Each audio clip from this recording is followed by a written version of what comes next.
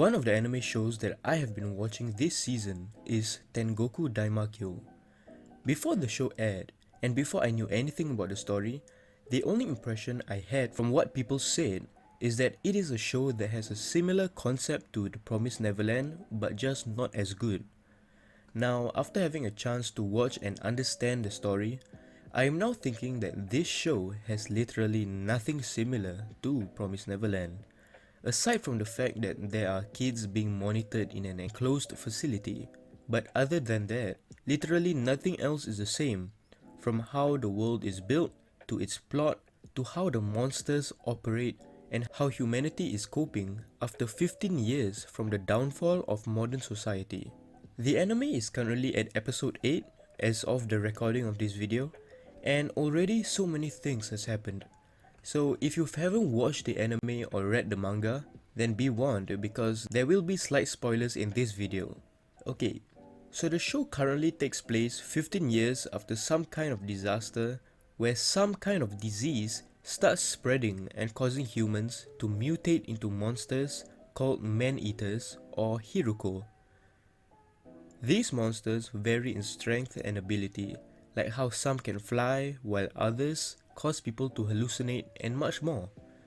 So after 15 years, the humans that we see are currently scattered and live in separate factions or colonies within broken down buildings in Japan.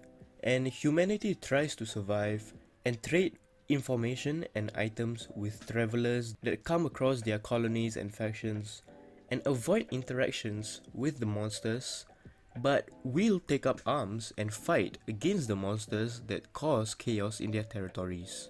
The world is relatively safe and the monsters are pretty easy to fend off and kill. This is where we focus on our main characters. First, we have Kiruko, who takes on a job to be a bodyguard and helps Maru find a place called Heaven. So Kiruko has a special gun that fires off some kind of laser blast, while Maru has an amazing physical ability and also an ability that allows him to enter someone's body and kill them from the inside, which also works on monsters. They travel to different colonies and factions and accept requests to earn some information or items that could help them find a way to the place called Heaven. So the two are capable of killing the monsters and would often protect people from them. However, through their journey, they witness death of many people that they meet.